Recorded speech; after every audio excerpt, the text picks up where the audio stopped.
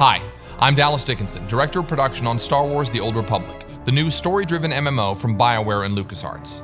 Today I'll be guiding you through the opening minutes of the Eternity Vault, a high-level multi-party operation involving an ancient prison that's been uncovered on the remote world of Belsavis. Inside this prison, a terrible evil has broken free that now threatens both the Republic and the Empire. At level 50 in the game, whichever side you're on, you'll be dispatched to deal with this threat. Today, we'll be watching the first part of the experience from the Imperial perspective, beginning with the conversation with General Threnoldt. My lord, forgive the lack of protocol, but war has broken the chain of command, and my purpose is grave. I am General Threnoldt, commanding officer of the Imperial Reclamation Service. I understand you're familiar with us. You run archaeological expeditions to uncover Sith and alien artifacts. And deal with the threats they represent. We uncovered a new section of Belsavis prison during a bombing run. It's been sealed for 20,000 years. The Rakata called it the Eternity Vault. It's where they kept the prisoners and technology they could never afford to release. This doesn't sound promising. We've been translating the Rakata inscriptions. Most are indecipherable, but a few refer to a prisoner called the Infernal One. Took an army to stop the Infernal One before. If we don't do anything, well, the war against the Republic may be nothing next to what'll come. The weapons in that vault could give us an advantage over the Republic. That will be up to you. General Threnoldt has briefed our group on the situation, and our heroes know what they have to do.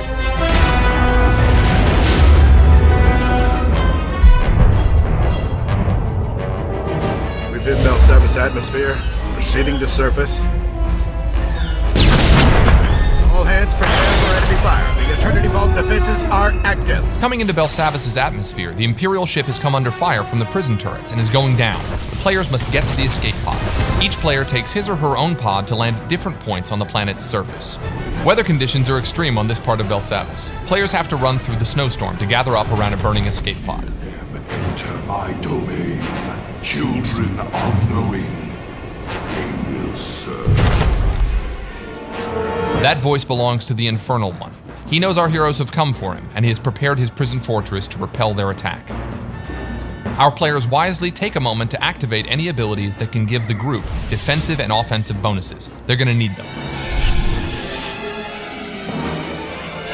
So as the battle begins, you can see the Sith Juggernaut. He's the primary tank for the group, and he's rushing ahead to draw fire from the turrets and the enemy droids. The Sith Assassin is the group's second tank, and he's getting in there also, drawing one of the Eternal Sentinel droids to him with his Force Pull ability. The Sith Assassin has more than just his lightsaber. He also uses lightning attacks and his Wither ability. The other members of the group are focusing their attention on the left side turret. These turrets pack quite a punch, so they need to be taken out quickly. Switching to the Sith Sorcerer, we can see that he's come under attack by some of the droids. Fortunately, the Juggernaut blasts by and gets the droid's attention. The Sorcerer gets some healing now from the Agent, who is one of the medics for the group. And now the Sorcerer can fire off some shock blasts and a lightning attack at the turret. The turret has focused its sights on the Mercenary. That white ray means a powerful area of effect attack is coming, so it's good the Mercenary is off to the side. The Mercenary fires off a few Heatseeker missiles, and you can see on the bar that the group is burning down the turret's strength.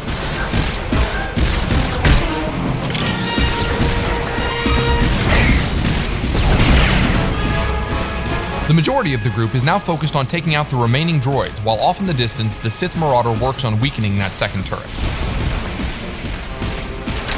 Here we see the Power Tech use his retractable blade on one of the droids, but even as one falls, more are coming in. You can see the Sorcerer here unleashing Force Storm, a wide area of effect attack to damage as many droids as possible.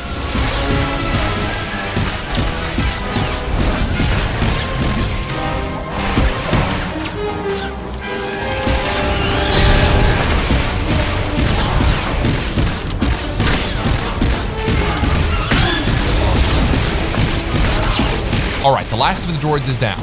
Now they've just got to deal with that second turret.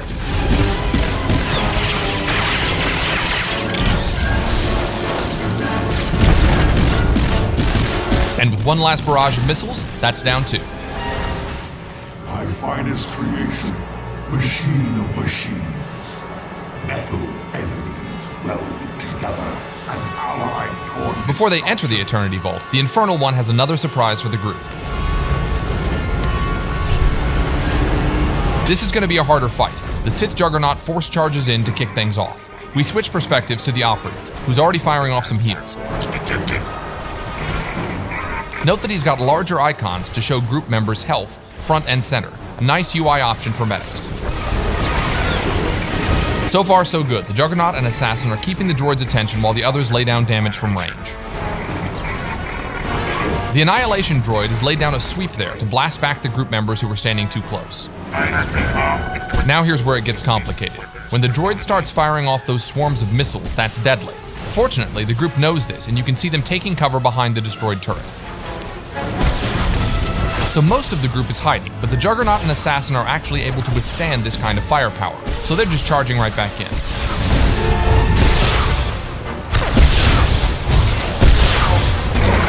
As soon as the missile barrage is over, the rest of the group emerges to continue the fight as well.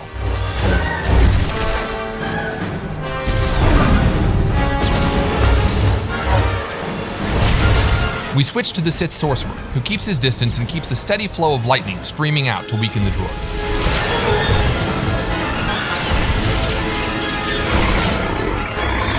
The player slides into first-person view to get a better perspective on the battle. Oh, looks like the Sorcerer got a little too close and got knocked back by that sweeping arm.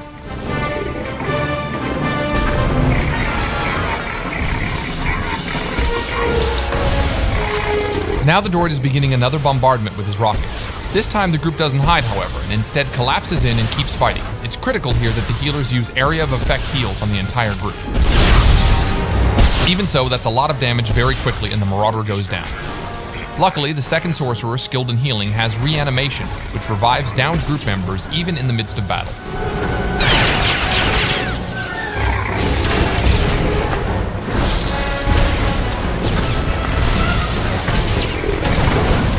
The red targeting reticle over our Sorcerer indicates that he's been targeted for a heavy missile attack. This attack will slam not only him, but anyone standing nearby, so he smartly moves away from the rest of the group to take the hit. Methods analyzed. Engaging stolen protocols.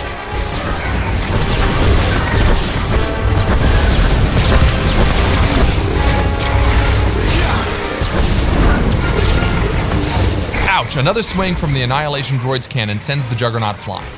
He won't stay down long though. Running back, he uses Force Charge to leap into the fray.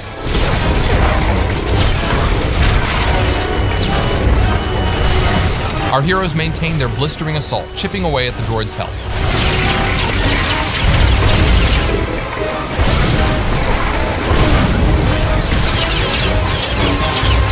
Methods analyzed.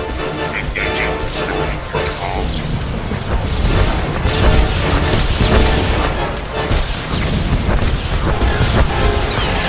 And here the droid is launching another missile barrage, but his health is low, so the group just converges on him. They're gonna go for it. Oh, the droid's attacks are just too much. They're dropping. 1, 2, 3, even 4 of the group members go down. But it's not over. They're so close, and there you go. One final attack from the power tech, and the Annihilation droid has gone down. So that was just a small part of the larger Eternity Vault operation. We hope it's given you a good feel for what playing through the operation will be like for you and your friends. Thanks for watching. We'll leave you now with a sneak peek at what the Infernal One has in store for players inside the Eternity Vault.